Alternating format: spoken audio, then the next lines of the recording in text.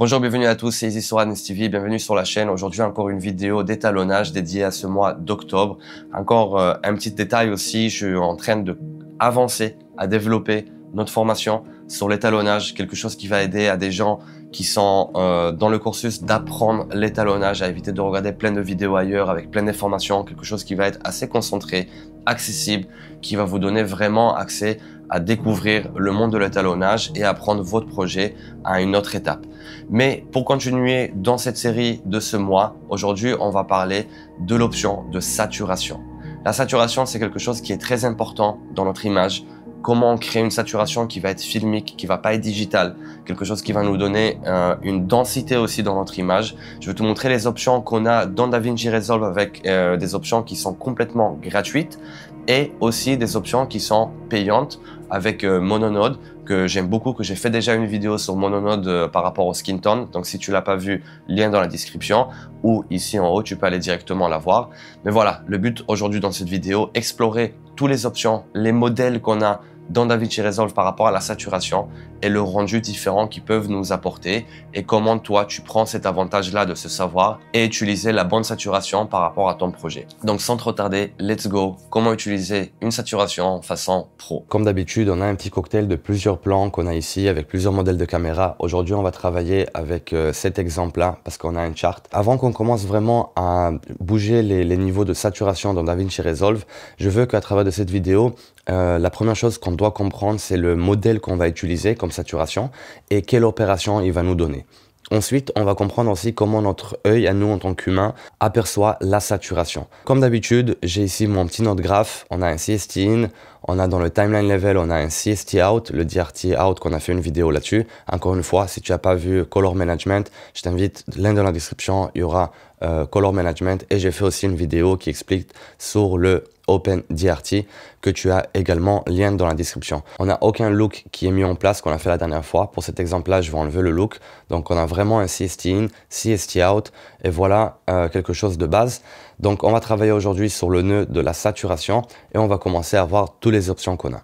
Donc, on va commencer à en rajouter à peu près une saturation à ce niveau-là. On va dire 75%. Et comme tu peux voir, on a augmenté le niveau de saturation. Si je fais avant, après, on peut voir effectivement, on a augmenté le signal de saturation. Comme tu peux le voir aussi dans le Vectorscope, la saturation, elle a augmenté. On est devenu de là, on est monté à là. Donc, a priori, il n'y a aucun problème. Tu vas voir pourquoi on commence à avoir des problèmes au fur et à mesure qu'on va traverser à travers des autres modèles qu'on va utiliser dans DaVinci Resolve. Donc, on va prendre un style de cette image-là. On va appeler ça Sat Prime. Donc ça, c'est la saturation basique qu'on a. Et ce que je veux qu'on comprenne dans cette opération-là, on utilise un modèle qui est assez basique. Et l'opération qu'on fait ici, c'est une opération de gain. Ça veut dire on va augmenter le signal de luminosité plus de couleur dans ce qui est dans les hautes parties de notre image. Ce qui veut dire, c'est que les choses qui étaient déjà saturées vont devenir plus saturées et plus aussi, on a une luminosité qui va augmenter aussi dans notre image. Donc, si tu peux le voir, avant, après, on augmente aussi le niveau de luminosité qu'on a dans ton image avec une opération qui est de gain. Et ça, c'est un peu un problème parce qu'on n'a pas vraiment envie aussi d'augmenter le niveau que le capteur, que le rouge, vert et bleu reçoit le signal dans notre image. Tu vas comprendre exactement pourquoi. Encore une fois, on va avancer et tu vas voir les différences. Donc, on va faire un reset de celui-là et on va partir au deuxième qui était présenté. Ça va être le Color Boost. Color Boost, il est venu un peu après dans la saturation, exactement pour corriger un peu ce côté-là, qu'on a envie aussi que les tons qui sont bas dans l'image vont augmenter également. Donc, on va commencer à l'introduire. Pareil, on va se mettre à 25% pour essayer de matcher l'autre. Voilà, à peu près. Donc là, ici, on a le Color Boost à 25%. Et là, ici, on a la saturation primary. Comme tu peux voir, on n'a pas vraiment de différence. Regarde un peu dans les scopes. On a un peu plus de richesse dans le bas. Regarde ici. Donc là, on est sur le Color Boost à 25%. Et ça, c'est la saturation normale dans les primaries à 75%. Donc, ils ont fait un effort pour introduire quelque chose qui va corriger aussi dans les bas, dans les tons du bas, qu'ils ont réussi, mais on a toujours ce côté un peu vidéo, digital, une saturation qui n'a pas un rendu filmique.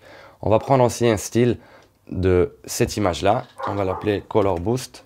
Donc pour l'instant, ça c'était les deux modèles qu'on a utilisés. Ils ont à peu près la même façon d'interagir avec notre opération. Ça veut dire que c'est le même modèle basique qui est introduit au tout début.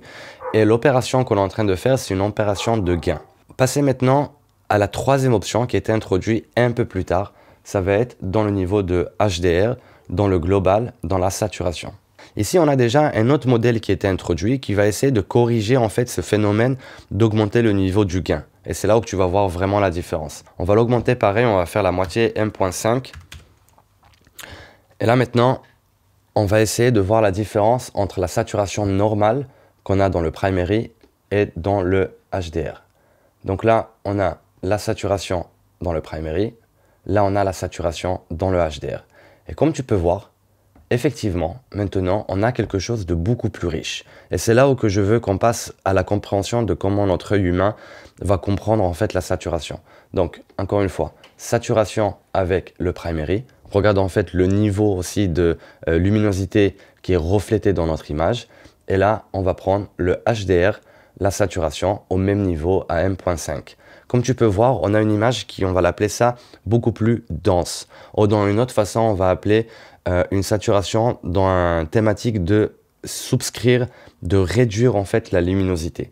Parce que quand on réfléchit par rapport à la saturation, on doit comprendre qu'on a envie d'introduire plus de saturation. Ça veut dire qu'on a envie que notre couleur spécifique va être plus dense. La lumière qui est reflétée sur ce U spécifique, sur cette couleur spécifique, va être réduite parce qu'on enlève en fait toute la lumière. Par exemple, si c'est un rouge, on va enlever tout le vert, tout le bleu qu'il y a dedans. On va amplifier en fait la densité qu'on a dans un rouge spécifique. Donc par défaut, quand on augmente en fait une saturation, on a envie d'avoir une couleur qui va être beaucoup plus profonde et dense, et ce qui veut dire qu'on assombrit un peu la couleur. Donc encore une fois, si on fait avant, ça c'est le saturation avec les primaries, et ça c'est la saturation avec le HDR. Donc définitivement, ça c'est quelque chose déjà qui est beaucoup mieux, qui a été introduit après, qui nous donne vraiment déjà un rendu qui est beaucoup plus filmique dans la saturation. Donc entre les trois options, saturation avec les primaries, le color boost qui utilise à peu près le même modèle, et entre le HDR, je préfère largement déjà travailler dans le HDR. Encore une fois, avant, après, regarde le rouge spécifiquement, avant, après. Maintenant, on va arriver au quatrième outil que je préfère largement et tu vas comprendre exactement pourquoi. Ça va être, on va utiliser le modèle de HSV.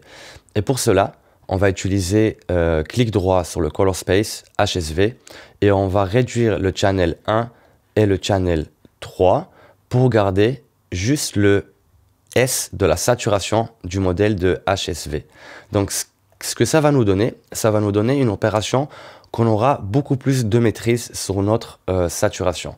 Donc, pour cela, à partir de maintenant qu'on est sur ce nœud où qu'on a le HSV et qu'on a décoché le channel 1 et 3, notre opération va devenir avec le gain et le gamma. Si là maintenant je veux opérer avec un gain, ce que tu vas voir, on va commencer à introduire également de la saturation, mais dans une façon beaucoup plus filmique. Donc avant, après.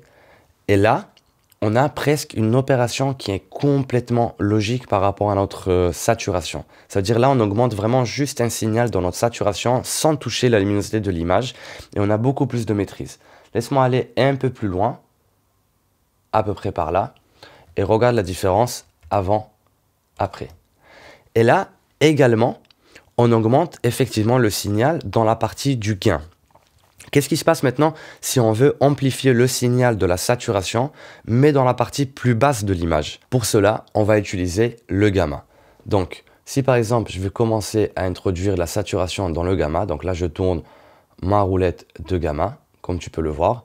Là, on introduit beaucoup plus de richesse dans l'image, dans le gamma, dans la partie basse de l'image. Une opération que j'aime faire d'habitude, c'est viens, on va introduire de la saturation où il y a le moins de signal en termes de saturation, dans le gamma, par exemple. On va dire quelque chose à travers de là. Et on va commencer à réduire un tout petit peu dans le gain. Ce qui veut dire que je commence à enlever de la saturation dans la partie haute de l'image où il y a le signal qui est beaucoup plus haut dans la saturation. Mais de l'autre côté, je booste le signal dans la partie basse de l'image. Donc déjà, dans cette opération-là, on a deux choses qui sont différentes. De un, on a une vraie opération de saturation. Ça, c'est de un. De deux, on a à partir de maintenant aussi une façon de maîtriser notre saturation. Je peux avoir maintenant une maîtrise où est-ce que je veux avoir la saturation dans la partie basse ou dans la partie haute de l'image. Saturation avec les primary HSV. Donc ça, c'est vraiment mon outil qui est préférable pour utiliser de la saturation et pour avoir une richesse. Encore une autre façon qu'on peut avoir qu'on peut sculpter notre saturation, ça va être avec les courbes, toujours dans l'opération de Color Space HSV avec la channel 1 et 3 qui est décochée.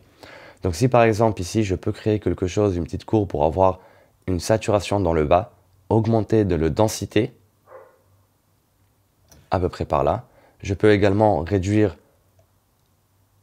dans les hauts et avoir quelque chose comme ceci en tant que saturation. Et là, les gars, vous avez complètement une maîtrise dans votre saturation, dans quel endroit on a envie d'avoir une saturation qui est prononcée ou pas, mais dans une façon beaucoup plus filmique parce que notre opération, elle est différente qu'on a juste dans le gain. Donc, encore une fois, avant les primary, la saturation avec les primary, après saturation avec le HSV. Et ça, c'est mon modèle qui est préférable. Je vais prendre juste un style de ça. On va l'appeler HSV. Ok. Pour le dernier, on va utiliser le tout dernier outil qui a été présenté dans DaVinci Resolve. Ça va être le Color Slice. Et du coup, le Color Slice, effectivement, il travaille aussi avec un autre modèle. Donc, on va prendre également un 50. On reste dans la même catégorie, 1.5. Voici la saturation avec le Color Slice, avant, après. Donc là, on peut voir déjà que notre modèle, si on regarde par rapport au rouge, tout le temps, ma référence, en fait, c'est la densité dans les couleurs, comme le rouge, comme le bleu, avant, après. Et si on fait une comparaison entre le primary, ça, c'est la saturation avec la primary, et ça, c'est la saturation avec notre Color Slice. Donc par défaut, le Color Slice, déjà, on a une meilleure opération, un meilleur modèle qu'on va utiliser pour la saturation. Primary, là on a le Color Slice. Si on voit la différence, Color Boost, Color Slice. Si on met la différence avec le HDR, Color Slice, HDR, Color Slice. Color Slice, HDR. Donc déjà, on a encore un meilleur rendu par rapport au HDR. Donc on a, pour moi, dans le Color Slice, on a une opération qui peut être déjà beaucoup plus agréable à l'œil en tant que photométrique par rapport à la saturation. Et en plus, ce que j'aime dans le Color Slice, c'est qu'on peut aussi utiliser la saturation par rapport à un U spécifique. On ne peut pas maîtriser dans les tonalités du bas et du haut comme on a dans le modèle, dans le HSV qu'on a fait tout à l'heure, mais on peut avoir une maîtrise juste par rapport à des U spécifiques. Donc ça aussi, c'est un modèle que j'utilise assez souvent. Donc si par exemple, on veut toucher les rouges, donc là, on peut avoir juste une saturation dans les rouges, comme tu peux le voir. On peut aussi avoir dans les bleus quelque chose des opérations qui sont plus spécifiques. Donc chaque outil qui va me donner un contrôle par rapport à une image et par rapport à un U spécifique, ça peut être un avantage pour nous pour commencer à sculpter en fait notre image en termes de saturation. Donc mes modèles préférés, ils vont être largement entre le HSV et le Color Slice. Et maintenant, je vais te montrer un dernier outil que j'utilise aussi assez souvent, mais celui-là, ça va être un outil qui va être payant et ça va être un DCTL de mononode que tu connais déjà, que je t'ai montré dans des autres vidéos. Et pareil, Stéphane, tout ce qu'il fait, franchement, c'est des outils qui sont assez impressionnants. Donc, on va utiliser ici, dans le DCTL, on va chercher un double ou même un triple. Voilà, on va prendre un double saturation vs density. Je pense que ces deux choses-là se marient très bien. Donc déjà, on a un slider qui va être un global saturation. Donc, à travers de là, je peux avoir un contrôle total en termes de saturation. Donc si encore une fois, on va essayer de matcher avec notre HDR, Playstyle.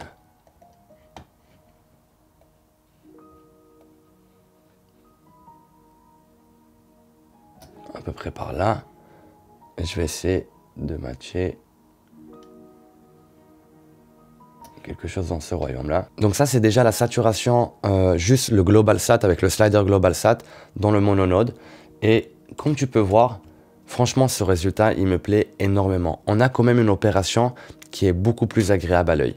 Ce qui devient plus intéressant ici, c'est qu'on a en fait les 3 options dans le même effet. Ça veut dire, j'ai aussi l'option globale de saturation qui utilise un modèle qui va réduire la luminosité dans une hue spécifique, ce qui nous donne une richesse dans une couleur, donc le modèle que j'aime.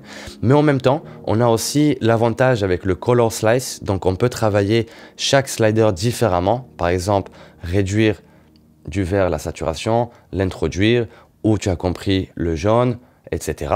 Mais en même temps, on a encore un slider qui va s'appeler le Density, ce qui va donner une densité dans notre couleur spécifique, qui va nous donner encore plus une richesse dans notre image.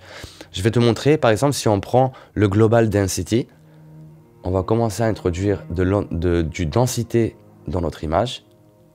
Et comme tu peux voir, en fait, on réduit le niveau de luminosité qu'on a dans chaque hue spécifiquement. Et du coup, ça nous donne complètement un rendu très filmique. En même temps, on a assombri en même temps l'image. C'est pour ça qu'il a introduit le slider qui s'appelle le Deep, qui va nous redonner en fait ce boost en luminosité dans notre image. Donc je peux réintroduire le Deep. Et là, là encore une fois, je le prends à l'extrême, mais là du coup, on a une saturation qui est complètement filmique. Et ce qui est encore plus génial, c'est qu'on a cette flexibilité comme on a dans le Color Slice, c'est de travailler la densité de chaque couleur ou la saturation de chaque couleur individuellement dans notre image. Et pour moi, ça c'est un de mes outils qui sont préférables à utiliser. Le maximum de contrôle avec le rendu le plus filmique et cinématique. Donc ça, c'était les outils qu'on a dans DaVinci Resolve, plus un outil qui est payant de mononode que je vous conseille absolument si vous voulez avoir un rendu qui est encore plus haut niveau dans la saturation et plus de maîtrise dans la saturation. Complètement mononode de Stéphane est vraiment un outil qui est extraordinaire pour donner une saturation très filmique. Mais sinon, tu as vu, on a déjà 2 outils qu'on peut combiner en même temps entre la saturation dans le Color Slice et le HSV qui peut nous donner un rendu qui est très filmique également dans DaVinci Resolve. Donc voilà, j'espère que cette vidéo là elle vous a plu. Encore une fois, on est dans le mois de color grading, le mois d'octobre.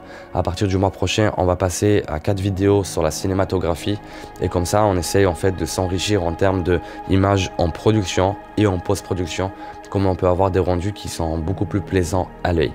Je vous souhaite une excellente journée, semaine où vous êtes et on se dit à très vite pour la prochaine vidéo sur l'étalonnage de la fin du mois. Ciao les amis.